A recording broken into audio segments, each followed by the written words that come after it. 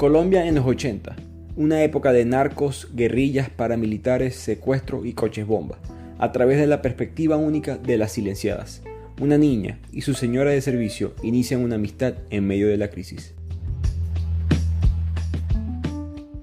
Bienvenidos a otro episodio de Bibliotequeando. Les habla su anfitrión Ricardo Lugo, @bibliotequeando en las redes. Antes de empezar con este resumen, quiero darles las gracias por escuchar y apoyar el podcast, seguir la cuenta, un lugar que he creado con la intención de que la magia de los libros cobren vida. Así que sigan dándonos 5 estrellas y siguiéndonos en las distintas plataformas. Pero hoy quiero contarles sobre algo nuevo, algo emocionante que voy a ofrecer, que es la nueva cuenta de Patreon, como diríamos nosotros en español. Si te haces miembro de Bibliotequeando en la plataforma de Patreon, tendrás acceso a contenido que les garantizo no vas a poder encontrar en ningún otro lugar. Aquí tendremos episodios extras o resúmenes de libros adicionales, resúmenes de todos los libros que discutimos en PDF para que puedas profundizar a tu propio ritmo. Y esto solo estará disponible para nuestros leales miembros y oyentes de Patreon. Al mismo tiempo continuaremos con el podcast gratis, resúmenes gratis para todos, pero aquí en Patreon tendrás estos beneficios únicos, así que no pierdas la oportunidad de unirte a nuestra comunidad. Visita patreon.com/bibliotequeando y hazte miembro hoy mismo. También puedes conseguir el link en la biografía de la cuenta de Instagram o TikTok. Así que sigamos promoviendo la cultura de la lectura y el aprendizaje con los libros. Este libro, La fruta del borrachero, es un libro muy interesante, de una perspectiva muy única sobre la situación, sobre lo que sucedió en Colombia en los 80. No trata de buscar solución o de dar un argumento de un lado o del otro, simplemente cuenta la perspectiva a través de dos mujeres que fueron silenciadas durante esta historia, ya verán. Porque la autora Ingrid Rojas Contreras es una colombiana de Bogotá y ella personalmente se muda a California de joven y le pasa algo único, que es que ella tiene un accidente en la bicicleta y perdió la memoria durante unos 4 o 6 semanas. Y en ese proceso ella se da cuenta que la memoria es clave para definirse a uno mismo. ¿Quién eres tú? Cómo tu personalidad de hoy en día es definida por ciertos eventos de tu pasado. Y en ese momento que ella no podía ir a Colombia, porque estaba entre visas, entre estatus migratorios, ella decide escribir esta novela como una forma de volver a conectarse con su país. Sintió que era un camino natural para esto, y no es una novela basada en la vida real en el sentido de que los personajes son reales, pero el ambiente en el que se envuelven los personajes históricos como los presidentes, Pablo Escobar, los guerrilleros, los paramilitares, todas estas cosas sucedieron. La categorizo yo personalmente como una especie de ficción o novela de ficción histórica con elementos reales y con el elemento bastante único que las voces hablan en primera persona a través del libro, que le da un toque más íntimo, pienso yo. Pero para entender el contexto del libro, creo que hay que entender 3 cosas que marcaron mucho la cultura y la política colombiana en esta época, que son la droga, la guerrilla colombiana y el clasismo.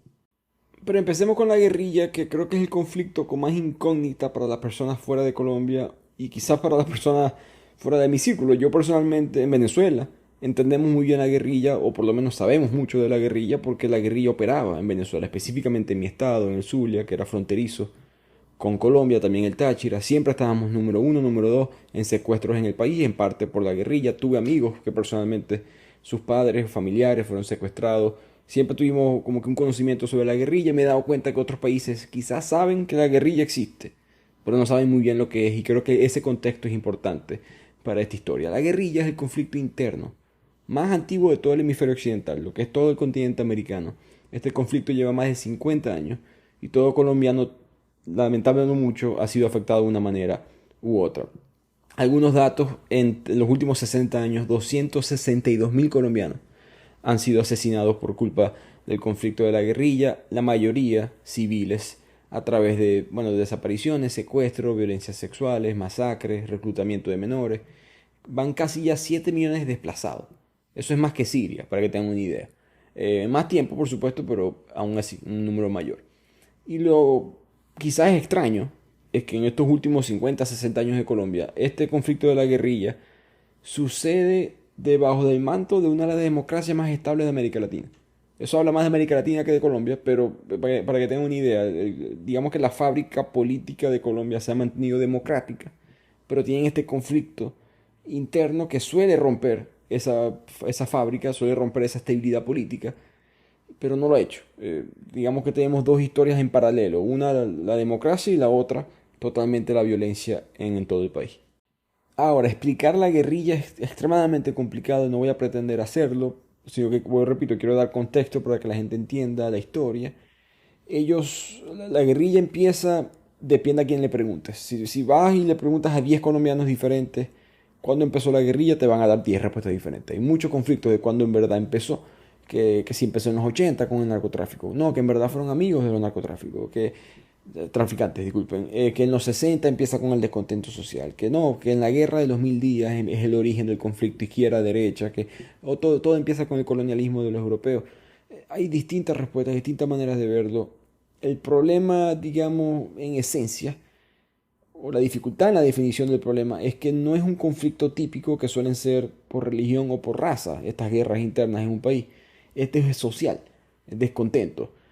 Colombia es uno de los países más desiguales del mundo, tristemente el tercero en América, después de Haití y Honduras. Entonces la guerrilla arranca como un conflicto armado de la izquierda radical que se ve altamente frustrada con la distribución de la riqueza y otras injusticias sociales en el país. Digamos que esta es la versión oficial de la historia. Recordemos que Colombia es un país altamente, ya mencionamos en la estadística, el tercero más desigual de América, pero también es un país altamente estratificado socialmente hablando. Y sé que muchos latinos que me escuchan hoy en día, o quizás personas de otros países europeos, españoles, saben que no, mi país también hay clases sociales y está dividido, sí, pero si ves las estadísticas globales de distintas organizaciones, muestran a Colombia siempre más estratificada que otros. Un buen ejemplo sería si te metes en una página web, una página de internet, para buscarla, elige una, para buscar o alquilar un apartamento en Colombia, vas a ver que uno de los filtros va a ser el estrato social. Tú puedes meterte y decir, yo quiero vivir en un apartamento estrato 6, que es el bueno, o estrato 3, que es en el medio, uno sería pobre. Es muy parte de la fábrica social de lo que es ser colombiano, esta división social. Y por si acaso, porque sé que a veces hablar mal de ciertas cosas de un país, la gente piensa que estás atacando el país como tal. Yo amo a Colombia, mi esposa es colombiana, su familia es colombiana, quiero mucho a Colombia con sus gustos culinarios, musicales, parecen muy parecidos a los míos. Viví cerca de la frontera con Colombia, tengo mucho cariño a ese país. No estoy atacando a Colombia, estoy mostrando ciertos eventos que son únicos a Colombia, que van a ser únicos y relevantes para esta historia. Pero volviendo a la guerrilla y cuándo es que empieza, cuál es el origen, el génesis de este conflicto, siempre en Colombia ya habían, o por lo menos desde principios del siglo XX, ya existían conflictos armados entre izquierda y derecha. Lo que es que se empeoraron tanto que se le llamó a ese periodo la violencia, y eventualmente en el 1948, asesinan a un popular candidato de la izquierda que se llamó Jorge Eliezer Gaitán. Y a partir de ahí empiezan en Colombia distintos choques entre la población y distintos grupos armados, no muy centralizados, bastante anarquía como en su modus operandi. Y eventualmente ese conflicto que empieza en Bogotá termina principalmente siendo un conflicto rural. Ahí surgen estas guerrillas muy influenciadas por el comunismo. Del lado de la izquierda, en el 64, se funda la FARC, las Fuerzas Armadas Revolucionarias de Colombia, formadas por campesinos que fueron desplazados por este conflicto, que aprenden básicamente a vivir en la selva colombiana sin ningún tipo de influencia del gobierno, por ende esta idea un poco más de anarquía. Y más adelante surgen otros grupos como el Ejército de Liberación Nacional, el famoso ELN, y el M-19, mucho más urbano, pero famoso hoy en día porque Gustavo Petro participó en este grupo. Petro, por supuesto, el presidente de hoy en día de Colombia. La FARC, que siempre se ha mantenido al margen de la sociedad hasta este punto, ellos deciden tener como objetivo explícito la toma del poder político en Colombia. Ya no quieren estar en la selva y ser un grupo radical viviendo su propio mundo. Quieren ahora en verdad controlar el poder político del país. En respuesta a esto, el gobierno decide que el gobierno lleva años peleando y fracasando en contra de las guerrillas y deciden armar al pueblo, deciden crear los famosos paramilitares, grupos de la derecha extrema que se crean porque el Estado colombiano permite la privatización de la lucha armada a manos de los civiles. Cualquier persona podía crear su propia milicia y combatir a la guerrilla. Y aquí es cuando se complica aún más la violencia en Colombia, porque estos grupos paramilitares que tienen licencia para hacer lo que quieran necesitan reportar que están en verdad matando o alcanzando, eliminando distintos grupos guerrilleros. Entonces empiezan a aparecer los famosos falsos positivos. Los paramilitares a veces mataban grupos de personas que eran inocentes civiles y decían, ah, no, eran guerrilleros. Más nos tardaron tiempo en darse cuenta que eso estaba sucediendo, o se puede argumentar que el gobierno simplemente dejó que pasara. Y aquí es cuando el colombiano está muy dividido en esto. Hay personas o grupos que te van a decir que el guerrillero tiene la razón, el paramilitar es el malo. El paramilitar tenía la razón, el guerrillero es el malo. El guerrillero tiene la razón ideológicamente, pero al final de cuentas mataron a miles de personas, eran violadores, secuestradores, no los puedo apoyar por lo que eran operacionalmente. Otros te van a decir lo mismo los paramilitares, otros te van a decir que los paramilitares fueron un mal necesario. Hay distintas opiniones, difícil de categorizar y forman muy parte, ese conflicto es muy parte de lo que era la fábrica colombiana en esta época, que tiene mucho que ver con el libro.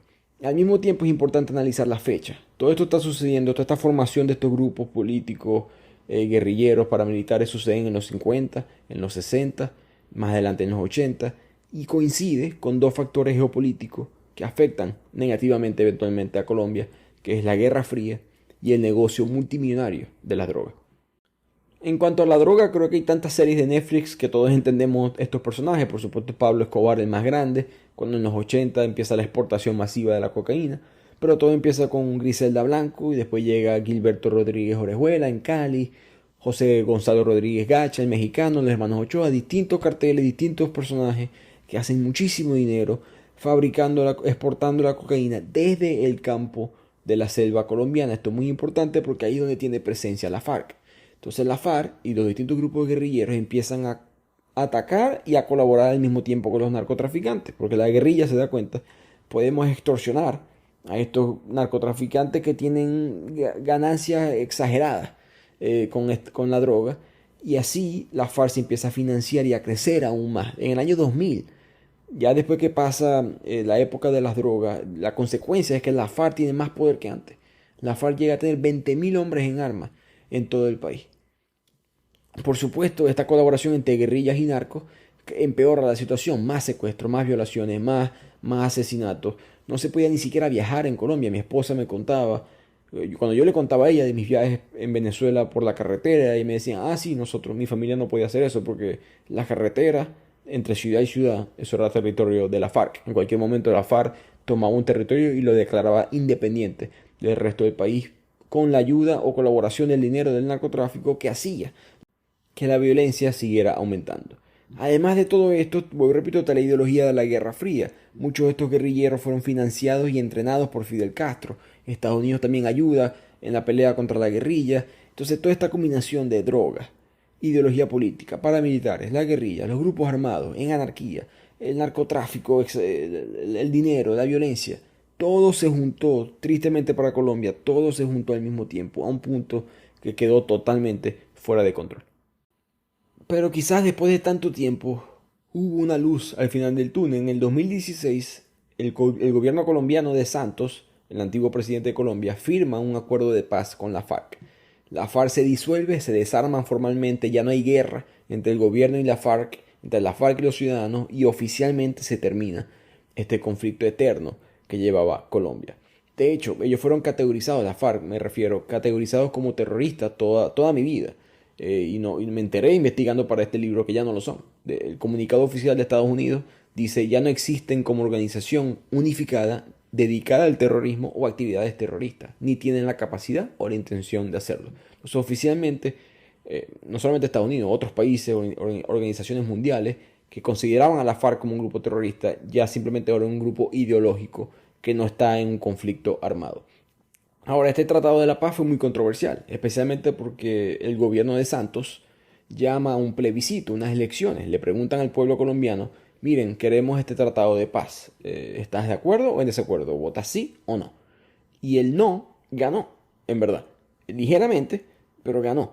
Y si mucha gente, me acuerdo en el momento, estuvo como impactada por este resultado. Muchas personas pensaban que querían la paz, pero si ves el mapa, entiendes muy bien lo que sucedió. En los centros económicos de alta población del país gana el sí, en Medellín, en Bogotá, etc. Pero en las zonas rurales gana el no. La gente que ha estado en conflicto con la guerrilla por más tiempo no estaba, en promedio no estaba de acuerdo con la paz. No estoy diciendo si estuvo bien o mal, simplemente hablando del contexto histórico de este evento. Todo este conflicto toda esta unión de todos estos terremotos y remolinos que le toca a Colombia al mismo tiempo. En esa época de los 80 es que se desenvuelve el libro. Una época de la cual Colombia está sanando, pero se sigue recuperando de la misma. All right, listen up. The only gift that any dad wants on Father's Day is Goldbelly. Goldbelly ships the most iconic foods from the best restaurants across the country straight to his door for free. Let him kick back and chow down on award-winning barbecue from Texas, epic deep dish pizza from Chicago, or colossal pastrami sandwiches from New York. Make dad feel like an absolute legend this Father's Day and go to goldbelly.com to get 20% off your first order with promo code DAD. That's 20% off at goldbelly.com, code DAD. Home means something different to everyone. But with Rocket Mortgage, home can mean even more. It can mean a college education, taming your high-interest debt, even a renovation. We've made it easier than ever to use your home equity. That home you worked so hard for, now it can work hard for you. Call 800-4ROCKET or visit rocket.com to find out more. Rocket Mortgage, LLC, licensed in all 50 states, and MLSConsumerAccess.org, number 3030. Pero ahora sí, empecemos este resumen que empieza con Chula, una niña que tiene 7 años, vive en un vecindario cerrado en Bogotá, clase media, media alta, con su hermana Cassandra de 9 años y su madre Alma, que le dice mamá. Recordemos que el libro está escrito en primera persona, así que le vamos a decir mamá a la mamá de Chula todo el tiempo. Entonces la mamá contrata a una sirvienta, que es Petrona, de 13 años. Y estas son los dos personajes principales, Chula, la niña de 7, y Petrona, la sirvienta de 13 años. Petrona vive en una invasión. Invasión es un término para los territorios que son ya sean privados o del gobierno, pero son invadidos por personas, suelen ser desplazados o pobres, que llegan y toman control para poder vivir en algún lugar. Esa invasión se llama Los Cerros, y ella llega ahí cuando su familia buscó refugio de los paramilitares que incendiaron la finca de ella en Boyacá. Y de hecho capturaron a su papá, a sus 2 hermanos, una historia muy triste, entramos en los detalles un poco más adelante. Curiosamente, la mamá de Chula también creció en una invasión. No sabemos cómo, pero asciende a la escala socioeconómica de la clase media alta donde ella vive actualmente. Por ende, esa relación Petrona, la sirvienta, y la mamá de Chula es muy tensa. Y pienso que representa esa tensión de clase que hay en Colombia. Porque la mamá tiene que lidiar con esa realidad de que ella tiene un privilegio actual y enfrentar ahora en vista a su pobreza antigua, que es representada por Petrona, y la madre por lo mismo no desconfía de Petrona. Ella consulta las cartas del tarot para ver si esta sirvienta iba a ser buena para la familia. Las cartas le dicen que no, esto empeora todo, y vamos a ver a través del libro cómo hay una tensión muy fuerte entre ambos personajes. El papá de las niñas se llama Antonio, esta es la familia Santiago, por cierto, Antonio Santiago, que se ausenta por distintos tiempos, periodos en el libro, porque él en verdad trabaja en un sitio petrolero muy lejos, en Sincelejo. Su madre entonces siempre está sola con las niñas, pero la mamá es una mujer muy atractiva, tiene muchos admiradores masculinos, y muchos de esos admiradores la conquistan y la visitan, por no decir otra cosa, mientras el padre está fuera trabajando en los campos petroleros. Las niñas no entienden bien lo que está pasando con todos estos hombres que entran a la casa, pero lo que sí saben es que no deben de contarle al padre sobre estas visitas. Entonces esa es la situación de la familia en la historia. Así que Petrona llega a su primer día de trabajo y la madre le advierte que se mantenga alejada del árbol que ella tiene en el jardín. Este árbol causa mareos y desmayos si lo hueles o si te paras muy cerca, por eso las niñas lo llaman el borrachero. De ahí viene el título del libro, El fruto del borrachero. La realidad es que este fruto tenía burundanga, que es una droga que causa inhibición, amnesia. Es una droga en verdad tristemente utilizada para la violación, robo, secuestro, principalmente en Colombia, en Venezuela también. Y en estos primeros días Chula se ve muy cautivada por Petrona, porque le parece una mujer, una niña en verdad, muy misteriosa. Chula es una niña muy abierta, siempre está hablando con sus hermanas, jugando juegos, viendo televisión. Y de repente llega Petrona, que es callada, nunca habla, 2, 3 palabras máximo al mismo tiempo. Y a ella siempre le pareció eso muy diferente. No sabemos todavía por qué es así, pero lo vamos a ver ahorita más adelante en el libro. Lo que sí sabemos es que Chula y su hermana ven televisión a cada rato y se ven frecuentemente interrumpidas por noticias de última hora que dicen noticias confusas, conflictivas, que hablan de varios grupos militantes en la selva colombiana, y siempre sale una foto de vez en cuando de Pablo Escobar, que tiene una imagen mítica casi para estas niñas por la frecuencia en que lo mencionan en la televisión. Y este silencio de Petrona irónicamente causa más desconfianza de parte de la madre. La sigue observando atentamente y Petrona se da cuenta. De hecho, la frase que utiliza la madre es que Petrona es una mosquita muerta. Que por cierto, este libro está escrito en inglés, no en español. Después fue traducido al español, pero el libro está escrito en inglés y de repente hay frases en español, como esta de mosquita muerta, que significa alguien que se hace el bobo, pero no lo es. Cuando la madre le explica a las niñas la diferencia entre ellas y Petrona, las niñas tratan de empezar un poco más a comprender la diferencia en su estilo de vida, de colegio privado, colegio católico, residencia con vigilante, residencia con seguridad, comparado con Petrona, que es la que tiene más dinero en toda la familia, una niña de 13 años, tiene que soportar económicamente a toda la familia. Y la realidad de lo que le pasa a Petrona es que ella cuando comienza a menstruar, ese fue el símbolo de que ella era mujer para su familia, pues. Y le ordenan de que se tenía que casar o irse a trabajar, una de las dos cosas. Y el trabajo doméstico es la opción para ella porque sus hermanos no lo pueden hacer porque sus hermanos podían aspirar a mejor o aspirar a unirse a uno de estos grupos militantes o criminales para encontrar trabajo, porque una de las maneras que reclutaban los guerrilleros era ir a las zonas pobres y decirles, mira, te vamos a dar comida, propósito en la vida, dinero, vas a poder ayudar a tu familia. Y se unían a estos grupos. Así que Chula se empieza a sentir mal por ella, pero al mismo tiempo la considera aún más intrigante a Petrona, porque es una mujer con una historia muy interesante, pero que no se comunica, no habla casi en la casa. Así que así transcurren los días en la residencia de los Santiago, y un día las chicas salen afuera de su casa y ven que Petrona está hablando con una amiga, Leticia, y esta Leticia tiene montones de dinero en efectivo. Y Leticia dice, no, tranquilas niñas, que esto es dinero de monopolio, esto no sirve. Por supuesto, esto no es verdad. Y las niñas, que la madre les acaba de decir que su sirvienta es una persona de recursos humildes económicamente hablando, les extraña mucho esta situación y así que aprendemos nosotros como leyentes que quizás Petrona esté conectada con ciertas personas sospechosas.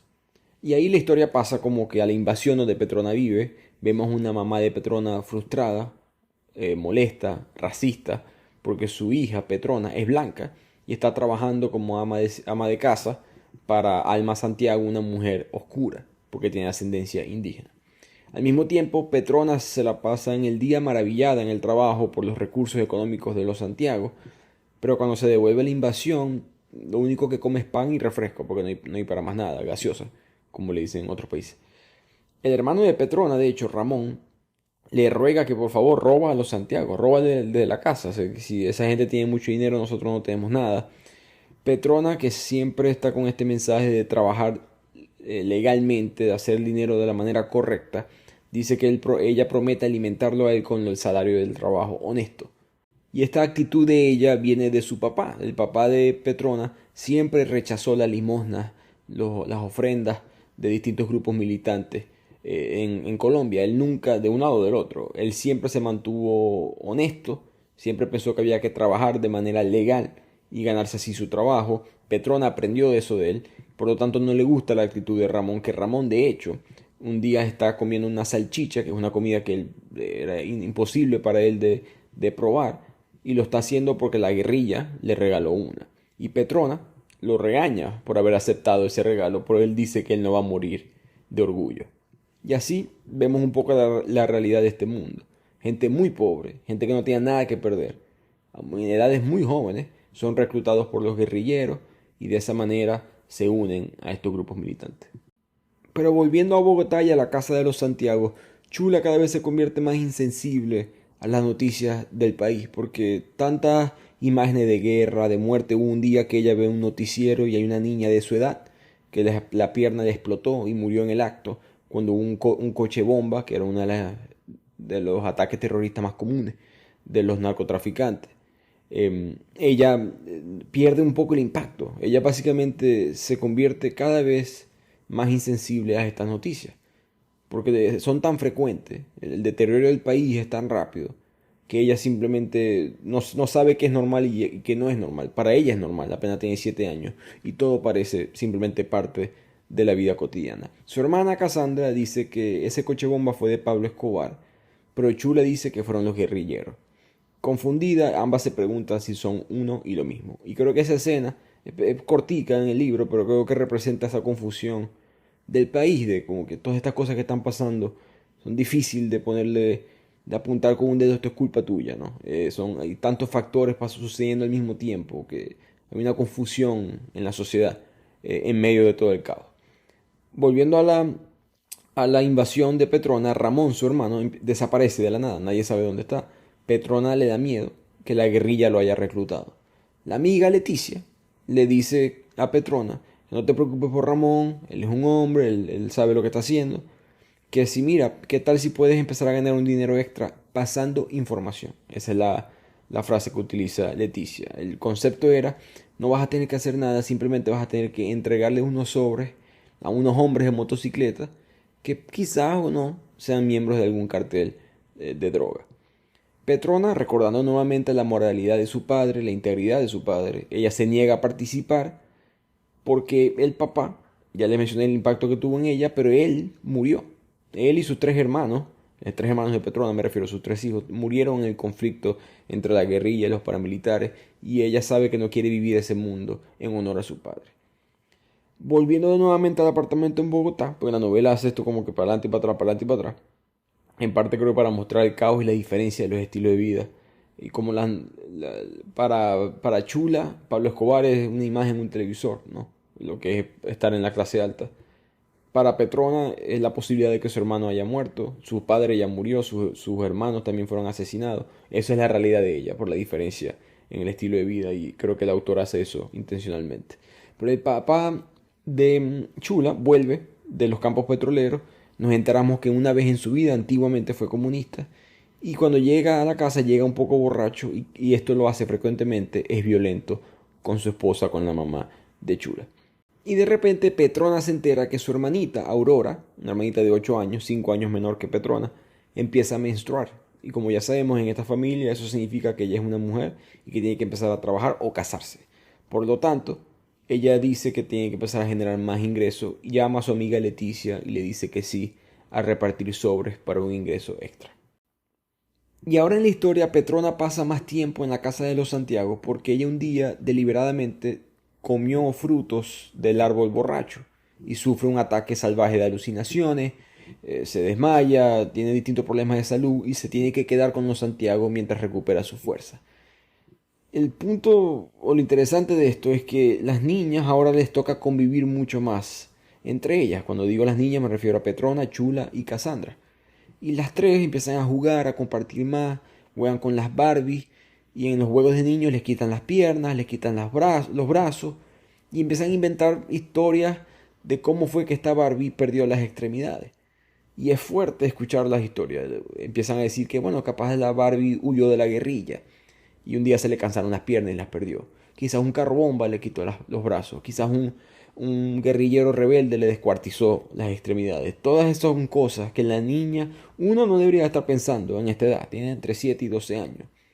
Pero dos, nos habían mostrado a Chula supuestamente perdiendo sensibilidad a lo que está pasando, lo considera normal. Pero la realidad es que claro que le afecta. Nadie no es afectado por tener esas imágenes a diario, que eso sea parte de tu vida real. No importa qué clase social te encuentres, eso te va a afectar de una manera u otra. Y aquí vemos a Chula y Cassandra jugando con esta Barbie, demostrando cómo la guerra y la violencia les ha llegado a la cabeza. Mientras tanto, Petrona va a su casa a visitar a la familia después de todo este problema con la burundanga. Regresa y se da cuenta que Ramón, su hermano, vuelve y trae muchísimo dinero. No voy a decir mucho dinero, pero bastante dinero para esa clase social. Y dice que lo ganó honestamente empaquetando unos trenes de carga. Que por eso que se había ido por unos días, porque el trabajo le salió de la nada. La madre de Ramón y de Petrona está encantada, que bueno que mi hijo esté trabajando. Petrona duda mucho de que eso sea verdad. Y por supuesto sus dudas se confirman cuando el día siguiente Ramón amanece muerto. Los vecinos empiezan a decir que Ramón fue un guerrillero. Petrona sabe que eso es verdad. La madre vive en un estado de negación, nunca acepta que su hijo fue un guerrillero, pero esa fue la realidad. Es asesinado, no sabemos por quién, probablemente por los paramilitares, dicen los vecinos, pero no entendemos bien qué fue lo que sucedió. Más adelante, Leticia visita la casa de Petrona y le trae un hombre, un joven, mejor dicho, que se llama Gorrión. Y Gorrión le dice a Petrona, yo voy a pagar yo voy a pagar de mis ahorros el entierro de tu hermano Ramón. Alguien que nunca había aparecido en la familia, cabe destacar. Esto es un hombre nuevo.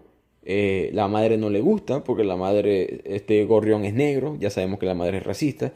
De hecho, le prohíbe a Petrona volver a verlo, pero Petrona se siente atraída sexualmente a Gorrión. Está en esa época de su vida que empieza a explorar de esa manera. Además que Gorrión se está ofreciendo a pagar el funeral, el entierro. Por lo tanto, esta relación entre Petrona y Gorrión se va a intensificar a través de la historia y también vamos a descubrir que Gorrión es un guerrillero. Creo que el mensaje en toda esta zona, o esta parte del libro, mejor dicho, el árbol, el fruto, es un símbolo del peligro, como mencioné anteriormente. Apenas Petrona se come la fruta, empezamos a ver mucho más cercana la violencia tanto en la invasión, como vamos a ver próximamente en la casa de los Santiago. Ahora avanzamos a un evento histórico, muy histórico en la política de Colombia, que es un discurso de campaña del candidato presidencial liberal Luis Carlos Galán. Por cierto, no he mencionado fechas durante todo esto porque el libro en verdad no tiene fechas, porque la autora explica que la historia de Chula y Petrona en el libro dura 2 años, pero los eventos históricos en verdad sucedieron entre 5 años. Por lo tanto, ella quitó las fechas para darle más fluidez a la historia. Voy a hacer lo mismo en este libro, pero este evento, este momento específico pasa en 1989. Luis Carlos Galán, este candidato presidencial, en este momento es un senador de Colombia y se está lanzando a presidente con un mensaje fuerte en contra del narcotráfico, principalmente diciendo que deberíamos extraditar a los narcos a prisiones en Estados Unidos. Esto, por supuesto, a Pablo Escobar no le gusta. Cuando Galán sube al escenario de esta presentación y Chula y las niñas están en ese discurso afuera, sin el permiso del padre, cabe destacar, suenan unos disparos, alguien grita que dispararon a Luis Carlos Galán y todos se tienen que ir. Chula, Cassandra, la madre se montan en el carro, Chula le cayeron encima, es una niña apenas, recordemos, de 7, 8 años, sale un poco moreteada, golpeada, y en el camino de regreso a su casa escuchan que Galán está en un hospital luchando por su vida. La madre está llorando, frustrada, asustada por el shock de que llevó a sus hijas a un evento como ese, de que quizás pudieron haber muerto y de que quizás un líder político que ella estaba apoyando esté ahora al borde del final de sus días. Cuando llegan a la casa, Petrona está ahí en la casa de los Santiago cuando ella no debería de estar ahí, ella no tenía que estar trabajando esas horas. Ya eso es una alerta roja en la situación. Pero Petrona se aprovecha de que la madre sigue en shock, no está entendiendo lo que está pasando y empieza a atender a Chula y le dice a la madre, mira, tenemos que llevarla al hospital, en verdad se dio bastantes golpes duros. Y por cierto, Galán está muerto y eso es el famoso asesinato que Pablo Escobar había ordenado asesinar a Galán. En el video, en esta novela hay un video que es de la vida real, que los distintos hombres de Escobar hacen una amenaza diciendo, cada vez que uno de nosotros es extraditado, mueren 10 jueces. El mensaje está claro, no a la extradición, sino va a haber caos total en la sociedad de parte del cartel de Medellín. Entonces la imagen de este candidato de Luis Carlos Galán se convierte tanto en las consecuencias de parársele de frente al narcotráfico, como en la integridad de un hombre que se le paró de frente al narcotráfico. Y en honor a eso, la madre de Chula decide ir al funeral con Cassandra y dejar a Chula sola con Petrona. Ese día, Chula se da cuenta que viene alguien a visitar a Petrona y ese alguien es Gorrión. Chula le parece raro que este hombre esté en la casa. Petrona le dice, no, él viene a arreglar la alfombra, pero a Chula eso no le cuadra. El tipo nunca arregla la alfombra. Además está tocando sensualmente a Petrona, la cosa no le encaja. Cuando Gorrión se va, Petrona le dice a Chula, mira, no le vayas a decir a tu mamá que vino el tipo de la alfombra. Y Chula le hace caso porque nuevamente ella está muy intrigada con Petrona. Cuando la madre vuelve, le avisa a las niñas que miren, ya no van a ir para el colegio, no van a salir del vecindario, hay mucho peligro en la calle. Cuando vuelva tu papá del trabajo, que siempre está unos días en los campos petroleros, cuando vuelva de vacaciones, nos vamos a ir a pasar una semana a que tu abuela. Y creo que esta escena importa mucho porque lo que sucede es que a varios personajes en la novela, la realidad les ha dado una cachetada en la cara, por decirlo así. El mundo no es normal, nunca lo fue y se están dando cuenta. La madre estaba quizás muy confiada con sus hijas en la calle yendo a un discurso presidencial de un candidato que está siendo perseguido por el cartel de Medellín, cómo vas a llevar a tus hijas para eso, y ahí es como que ella se da cuenta de lo que hizo. Las hijas se están dando cuenta de que, ¿cómo que no vamos a ir para el colegio? Eso no es normal. Bueno, es que la vida afuera no es normal, pero dentro de la casa de los Santiago, ellas nunca vieron la realidad afuera, quizás hasta este momento. Y la misma Petrona se está dando cuenta de lo que quizás en realidad va a tener que hacer para poder mantener a su familia. Acaban de matar a su hermano, pareciera que no hay otra manera de hacer dinero en esta situación en la que ella se encuentra, más que hacer algo ilegal. Así que la familia va al pueblo del Salado, conducen por 2 días a visitar a la abuela y quedarse ahí por unas semanas. Petrona se queda sin trabajo en este momento y se enamora aún más de Gorrión. La mamá de Petrona se entera y se pone furiosa y destierra a Petrona de la casa. Mientras tanto, los Santiago conducen 2 días evitando territorios guerrilleros. Así que los Santiago llegan al pueblo del Salado, que recordemos es una invasión porque la mamá de Chula viene de una invasión. Y por lo mismo hay un cierto conflicto entre la mamá de Chula y su hermana, que también está de visita en el Salao, porque la hermana sigue pobre y la mamá de Chula no. Entonces esa tensión de las clases sociales se vuelve a mostrar muchísimo en este viaje al Salao. Chula, que es una niña de ciudad, está aburrida en el pueblo, no tiene nada que hacer, y por aburrimiento y nostalgia empieza a llamar a su casa. Ella sabe que nadie le va a contestar, pero para sorpresa de ella, le contestan. Le contesta Petrona y de fondo escucha la voz de lo que ella dice es el chico de la alfombra, Gorrión. Y aquí aprendemos de qué es lo que es Gorrión. Gorrión le dice a Petrona que él no es un guerrillero, que él simplemente él no está involucrado en ese problema, él simplemente simpatiza con los encapotados, que es un término para los activistas de la izquierda extrema. El amor que siente Petrona por Gorrión en verdad está derretida por este hombre, la engaña, la traiciona en su lógica y decide internamente, ¿sabes qué? Si Gorrión es un buen hombre, él no es un guerrillero, él no está metido en este problema. Por lo tanto, decide invitarlo a que se quede con ella en la casa de los Santiagos en Bogotá, mientras ellos viven en el Salao. En estos días, en esta mini cuento de hadas, en esta mentira que están viviendo los dos por unos días, él la adoctrina a ella con las ideas comunistas de la guerrilla y creo que vemos el principio del fin de Petrona como una mujer al margen de la guerrilla, del conflicto, mejor dicho, de la guerrilla. De repente una mañana en el pueblo del Salao, la abuela con los nietos, con los primos de Chula, salen al campo y se ven atrapados en medio del fuego cruzado de grupos militantes. La abuela, menos mal, pudo agarrar a los niños y se lanza para la protección de ellos, pero en ese proceso es como cortada, lastimada por distintos arbustos de cactus que estaban en el campo. Logra salvar a los niños, logra salvarse ella misma y se devuelve a la casa, pero cuando la familia pregunta qué fue lo que sucedió, la abuela no responde, simplemente se queda callada. Y así pasan varios días con la abuela casi no hablando y de repente una noche se despierta gritando del dolor, llaman a un médico y se dan cuenta que ella tenía distintas espinas de los cactus enterradas en el cuerpo, le estaban doliendo muchísimo y no es hasta ahora, hasta que digamos se le hizo realidad porque estaba en un estado de shock. Meta AI is the personal AI that's tailored to you, now with its very own app. It's built to get to know you, offering helpful answers and inspiration. Looking for something to add to your bucket list? Meta AI goes beyond traveling the world.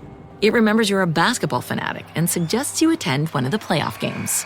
Just start typing or speaking to get the answers you need, wherever and whenever, because Meta AI is your personal AI.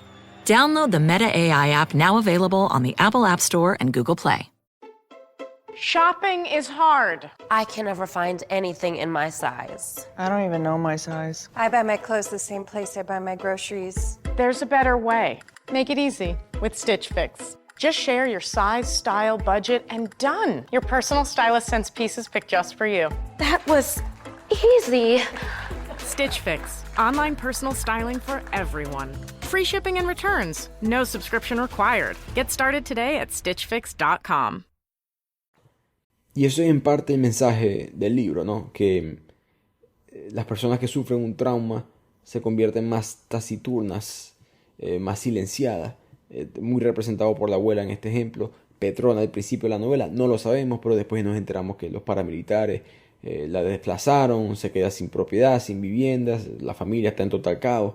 Todas estas cosas causan que una persona no solamente sufran el trauma y lo manejen de una manera silenciada, pero que además esas voces están silenciadas, que es parte del mensaje que la autora manda con este libro.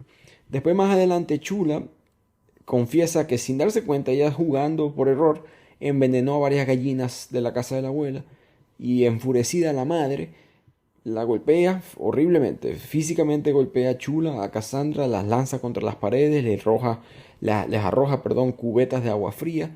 Y aquí vemos, creo que el mensaje de esa escena fue que la violencia que estaba en Bogotá no le vas a poder huir.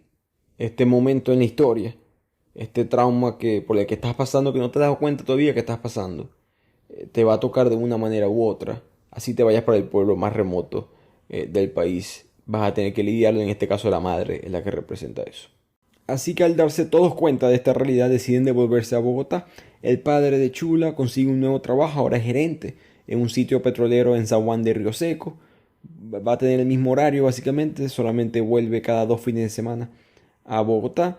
Esos fines de semana que él no está, la madre continúa organizando sus visitas masculinas clandestinas.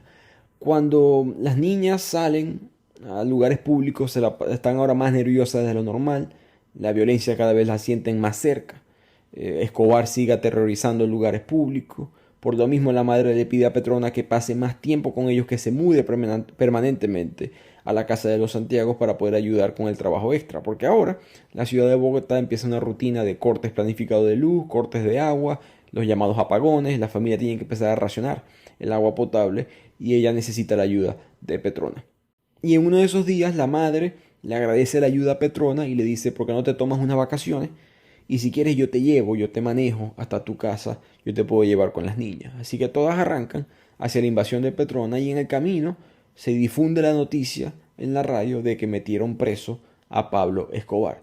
Toda la familia está celebrando, todo el mundo está feliz, menos Petrona, que dice que el patrón era muy querido en la comunidad donde ella vive. Entonces muestra esos dos lados. Por supuesto, Escobar fue una de las peores personas que pudo haber sucedido en la historia de Colombia, pero la gente de las invasiones lo quería mucho porque él le tiraba un poco de dinero a unas personas que se sentían olvidadas por el resto del país, por el resto del sistema, por decirlo así. Lo que está pasando en la vida real, por supuesto, es que Pablo Escobar no está preso. O sea, sí está preso legalmente, en papel, pero él está preso en la catedral, en esa famosa prisión que él construye para él mismo, y él continúa operando el cartel de Medellín desde su prisión, donde es más libre probablemente que nunca. Pero en fin, la familia Santiago deja a Petrona, y Petrona se consigue con unos amigos de Leticia, que con los nombres van a saber el tipo de trabajo que hacen. Uno se llama La Pulga, el otro Uña y el otro Alacrán, y han llegado a amenazarla, a ella y a Aurora, la hermana menor de Petrona.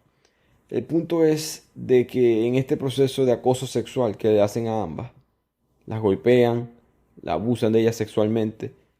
Ella tiene flashbacks, como que memorias de lo que sucedió con su familia anteriormente, y aquí aprendemos en verdad por qué Petrona estaba tan callada al llegar a casa de los Santiago. Todo el trauma que ella había sufrido. Recuerda el día que los paramilitares atacaron a su familia en Boyacá, secuestraron al padre de Petrona, que era su compás moral, secuestraron a sus dos hermanos mayores, Tobías y Ricardo. La madre y Petrona quedan traumadas, además que tienen a 7 hermanos más, que también quedan devastados. Esas familias grandes de las clases bajas, económicamente, por supuesto, de Latinoamérica. Al mismo tiempo se acuerda de su hermanito, Fernandito, que fue amenazado por un grupo militante y terminó siendo drogadicto y muere. 2 de sus hermanos más siguieron el mismo camino. Al mismo tiempo hay 2 hermanos que pudieron escaparse de la invasión, se casaron y ahora trabajan como camioneros. Vemos como toda su vida en verdad fue derrumbada a una temprana edad de una manera muy traumática. Y tristemente, esa fue la realidad para muchas personas durante esta época. Y en medio de este abuso, Petrona se da cuenta de que Gorrión permitió que esto sucediera, porque Chula no está viviendo ya con su madre. Recordemos que la madre la botó de la casa por estar con Gorrión. Ella está en una invasión, en un territorio pobre, pero con Gorrión y ella viviendo solos. Por lo tanto, él probablemente dejó que esto sucediera. Ella vuelve a casa de los Santiago, con un ojo morado, golpeada, lastimada de todo esto. Y la madre le da cosas, presiente lo que sucedió. Chula, con su joven edad, no sabe cómo, pero presiente que Gorrión tuvo algo que ver con esto. así que deciden que Petrona se quede con los Santiagos por varias semanas. Una de esas noches, Cassandra, la hermana de Chula, descubre que varias fotos de ellas, de las niñas, de repente ya no están en el álbum familiar. Al mismo tiempo sale en la televisión que Pablo Escobar, es responsable del secuestro de un senador y además de una amenaza de un carro bomba. Y además, en una de las paredes del campo petrolero donde trabaja el padre de las niñas, hay un graffiti que dice: ya estás entrando a territorio de la FARC. Todo esto, por supuesto, en la novela pasa al mismo tiempo intencionalmente. Tenemos el caos de la vida de Petrona, toda esta violaciones, abuso, crimen, lo que le pasó a su familia, el deterioro completo, específicamente en la clase baja de la sociedad colombiana en esta época. Al mismo tiempo, la FARC como está expandiendo su territorio, y tercero, como el principal criminal del país está preso, pero continúa saliéndose con la suya desde la catedral. De repente un día, Chula y Cassandra van a ir a una panadería que está cerca de su casa. Van una hora habitual y en esa panadería se encuentran con Petrona y Gorrión. Y Gorrión dice: ok, ya están las niñas aquí, voy a llamar al chofer. Las niñas quedan como que confundidas y por supuesto se dan cuenta que están siendo secuestradas. Llegan unos carros, las agarran a las dos y tiran a Chula específicamente en la maleta del carro. Chula localiza un cable que puede abrir el baúl desde adentro y así ella logra escaparse. Pero en el proceso ella corre de pánico, los secuestradores tratan de buscarla, se escapa Cassandra también, y cuando Chula va corriendo se consigue a Petrona, que por supuesto es cómplice del secuestro, y Petrona le pide perdón desesperadamente. Y aquí Chula es que se da cuenta de que Petrona no se había escondido de ningún peligro, sino que Petrona era el peligro en sí mismo. Cuando la llevan a la casa, cuando Petrona lleva a las niñas a la casa, la madre se desespera, se asusta, abusa de las tres verbalmente y físicamente. Ya la madre hemos visto que en momentos de pánico esa es su respuesta. Y Petrona le ruega a la madre que por favor cuide a las niñas y por favor que no me haga nada malo a mí, que yo fui la que salvé a Chula. La madre sabe que Petrona es una criminal, por lo tanto se quita todos los anillos de los dedos, se los tira y le dice: tómalos y vete, como que no nos molestes más. Así que estas niñas sobreviven al secuestro, este fracaso de secuestro. Pero Petrona se siente feliz porque pudo evitar que sucediera. Ella en verdad cambia de opinión y decide: ¿sabes qué? Tengo que cambiar mi vida totalmente. Así que después que las niñas están sanas y salvas con su madre, ella se monta en un autobús y empieza a planear una nueva vida, una nueva identidad. Pero en ese proceso se le sienta un hombre enfrente, le sopla un polvo en la cara y mientras ella se desmaya, porque el polvo era burundanga, se da cuenta que tiene enfrente a Gorrión. Mientras tanto, en la casa de los Santiago, las niñas están debatiendo sobre la culpabilidad de Petrona. La madre dice que no se preocupen por eso, que ahorita tenemos que contactar a tu padre. Cuando están llamando al padre, el padre no contesta. Siguen debatiendo las niñas sobre Petrona. Te quiero que traten de entender el caos que hay en esta escena. Las niñas peleando, que si sí, que si no. La madre gritando a las niñas: ya yo la boté, ya yo la despedí. No va a molestar más nunca. El caos de que son niñas de 7, 12 años que acaban de sobrevivir a un secuestro. En el televisor de fondo está Pablo Escobar. La imagen de Pablo Escobar, porque las noticias están avisando que se ha escapado y nadie sabe dónde está, que no está en la cárcel. De repente recibe una llamada a la madre de los guerrilleros diciéndole que hemos secuestrado a tu esposo y queremos todos los bienes de la familia como rescate. En ese momento la madre le da un ataque de pánico y empieza a elaborar un plan para escaparse hacia los Estados Unidos. La madre, en un último intento de poder conseguir a su esposo, dice: ¿será que a través de Petrona podemos localizar a tu padre? Porque ella dice: bueno, Petrona es una criminal, Petrona secuestra, quizás ella o el novio, el Gorrión ese, puede ser que tenga algunos contactos con la guerrilla. Pero no hay mucho que hacer. Cuando buscan a Petrona, se dan cuenta que Petrona está desaparecida. Un chamo de la invasión les avisa de que después de que Petrona volvió, ella apareció como que drogada con burundanga. La subieron a un auto con otras 5 mujeres que también estaban drogadas. Y se creen que, bueno, probablemente la mataron, dicen ellas. Que el verdadero nombre de Gorrión, por cierto, es Cipriano, que es un guerrillero. Y la mamá deciden: ¿saben qué? Vamos a vender la casa y vámonos de Colombia. Así que la madre le explica a las niñas que mira, tenemos que ir a Venezuela porque de ahí vamos a esperar los papeles. Allá estamos más a salvo, irónicamente que estamos más seguros en Venezuela. Eso hoy en día por supuesto es al revés, mientras esperamos el estatus de refugiados en Estados Unidos. Chula siente un poco de desespero, como que está perdiendo a su padre. como que no hay nada que hacer, la impotencia le empieza a pegar fuerte y de hecho llega a tener un ataque de pánico camino al aeropuerto. La mañana siguiente los locutores informan la muerte de Pablo Escobar. Gran parte del país celebra, a excepción de unos barrios en Medellín donde está su sede del cartel, que está totalmente de luto. De repente la novela vuelve a Petrona y no está muerta. Está lo más cercano a la muerte, quizás peor a la muerte si hay algo peor que eso, que es que fue violada en grupo. Como castigo, todos estos guerrilleros la violaron por ser una traidora y sabotear el intento de secuestro. Cuando consiguen a Petrona, todavía semidrogada, apenas con vida, con las bragas sobre los jeans, toda destrozada, ella no lo sabe todavía, pero está embarazada. Al mismo tiempo, los guerrilleros mandan un paquete a la casa de los Santiago, pero los Santiago ya se fueron a Venezuela. Lo que hay es una caja enfrente de la puerta de ellos y adentro de esa caja están 2 dedos del padre de las niñas. De aquí la novela pasa a Venezuela, donde las madres y las niñas están aplicando para el asilo y les llega el paquete con los dedos del padre, pero ahora están cremados. La compañía petrolera del padre obtuvo los dedos de la policía, los incineró y se los envió a la madre en Venezuela. Ya no hay mucho que podían hacer, más bien las asustó aún más. Se acepta la solicitud del asilo de los Santiago y se mudan a Estados Unidos y llegan a Los Ángeles. Recordemos que la autora, esta es su historia, básicamente ella se muda a California. Se albergan en un edificio de personas que eran refugiadas de todas partes del mundo. Y aquí vemos que Chula empieza a manejar el trauma que acaba de superar, no de superar, mejor dicho, que acaba de experimentar con el silencio. Y ve el silencio como una manera de sobrevivir. Chula y Cassandra son inscritas en una escuela pública en Los Ángeles. La madre quiere que, mira, en honor a tu padre, quiero que saquen buenas notas. A Chula no le gusta el lenguaje de la madre, como si el padre estuviera en pasado, ¿no? Como si hubiese muerto o algo así. Pero, y por lo mismo, Chula tiene problemas, porque está sufriendo de mutismo postraumático, una condición que la gente después de un trauma se queda totalmente silenciada. Voy, repito, una historia, un factor común que vemos a través de distintos personajes en la novela. Cassandra, por el otro lado, le va muy bien. Sí sale bien en la escuela, y periódicamente recibe distintos honores. Y entonces vemos como que los dos contrastes. El inmigrante que se adapta rápidamente al nuevo país y el que no.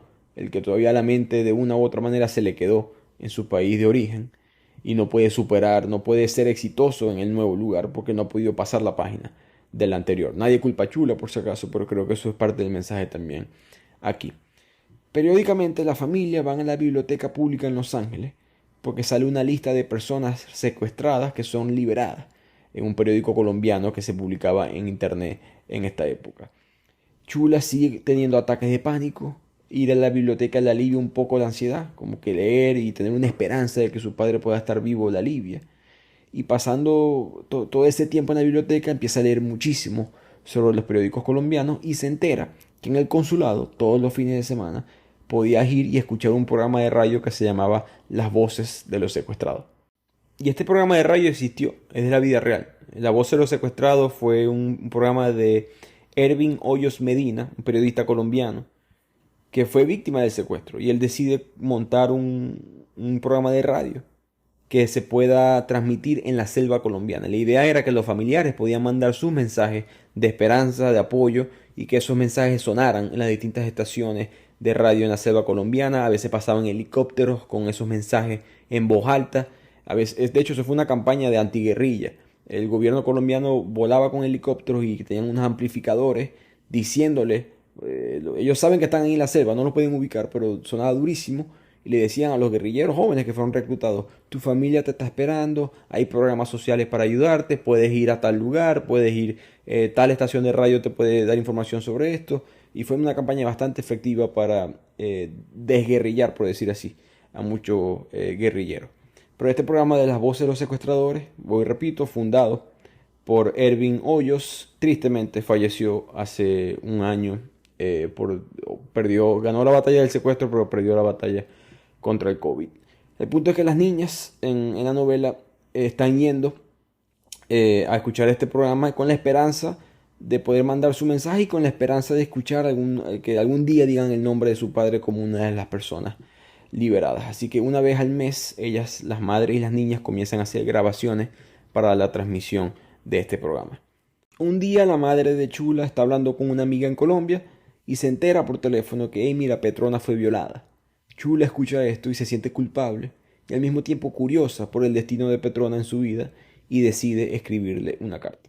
Y para los que quizás no saben cómo funciona la guerrilla, en los secuestros específicamente, ellos te pueden secuestrar por años. No son como en las películas que llaman a la policía y negocian y de atrás para adelante, atrás para adelante. Ellos piden algo excesivo normalmente que no puedes pagar. Y si no, bueno, se quedan contigo por años, por décadas. Hay casos de décadas de secuestro. Horrible, una especie de caos total en la sociedad, por supuesto, pero un terrorismo psicológico, sin mencionar privación de la libertad para las personas, pero que es horrible la maldad con la que ellos cometen estos secuestros, de que ni siquiera te cortan el sufrimiento, sino que te dejan sufriendo bajo el yugo de ellos por todo ese tiempo. Por lo tanto, muchos familiares en Colombia, cuando sufrían esos secuestros, no vamos a decir que te daban por muerto, pero no te podían esperar tampoco. En el caso del padre de Chula son 6 años. Después de 6 años, finalmente en la lista de los recién liberados sale el nombre de Antonio Santiago. Van hacia el consulado para confirmar que el padre ha sido liberado, les dicen que sí, que es verdad, y consiguen que el padre se venga desde Bogotá hasta Los Ángeles con el mismo asilo político. Chula se emociona, pero al mismo tiempo se siente insegura. Dice que no, mi memoria ni siquiera se acuerda bien de mi padre. Chula ya es una niña de 15, 16 años aproximadamente. No recuerda bien a su padre cuando ella tenía unos 8, 9 años. Al punto que cuando ve a su padre piensa que es un impostor, que quizás ese fue alguien que le robó la identidad a su papá. De hecho, exige una prueba de ADN para saber si en verdad ese era el padre. Por supuesto, lo que está pasando es que Chula está sufriendo ya un ataque de ansiedad avanzado. Está perdiendo ya sentido de la realidad y no puede, el trauma la dejó en verdad golpeada. Lo que ella tuvo que vivir en Colombia, ni siquiera puede reconocer a su propio padre. Por supuesto, la prueba se hace para tratar de calmarla, sale positivo, y aún así ella no cree en la prueba, que muestra nuevamente el desorden de ansiedad que tiene. Ninguna prueba objetiva, ninguna realidad va a hacer que su vida vuelva a la normalidad. Y de repente llega la respuesta de la carta de Chula a Petrona. En esa carta que Petrona le manda, hay una fotografía de Petrona con su hijo y gorrión. Cuando la mamá de Chula ve la fotografía, le dice a Chula: destruye esa foto, que no quiero tener nada que ver con esa mujer. Ella le hace caso, quema la carta y quema la fotografía, y se queda pensando ella misma si pudo haber hecho algo diferente para evitar que Petrona sufriera tanto daño. ¿Y por qué después de lo que sucedió Petrona está con gorrión? Bueno, porque cuando ella se despierta, ella sufre de amnesia por el efecto de la burundanga. Y después de ese ataque casi fatal, ella no está entera físicamente y mentalmente. Y pasa unas semanas con una señora, tratando de descifrar la señora quién es Petrona. Eventualmente se dan cuenta que ella vive en este barrio. Cuando la llevan al barrio, llega Gorrión corriendo hacia ella, diciéndole: Petrona, Petrona, tú y yo estamos casados, y vamos a tener otra ceremonia, diciéndole mentiras, obviamente. Y eventualmente él dijo que el bebé era de él. Petrona ni siquiera se acordaba de sus propios hermanos, así de ida estaba ella mentalmente. En esos años que fueron transcurriendo, cuando ella regresó a ese barrio, ella solamente puede reconstruir su propia identidad con pequeños pedazos. Ella poco a poco ha juntado las piezas de su verdadera historia, pero no puede expresar esa frustración, no puede expresar nuevamente el trauma verbalmente. Siempre tiene que mantenerse, como lo ha hecho todos los personajes a través de esta historia, en silencio. Ella lo único que puede hacer en el medio del silencio es prometerle a su hijo, que lo llamó Francisco en honor a su padre, que algún día van a poder escapar juntos, dejando atrás a Gorrión y al trágico pasado.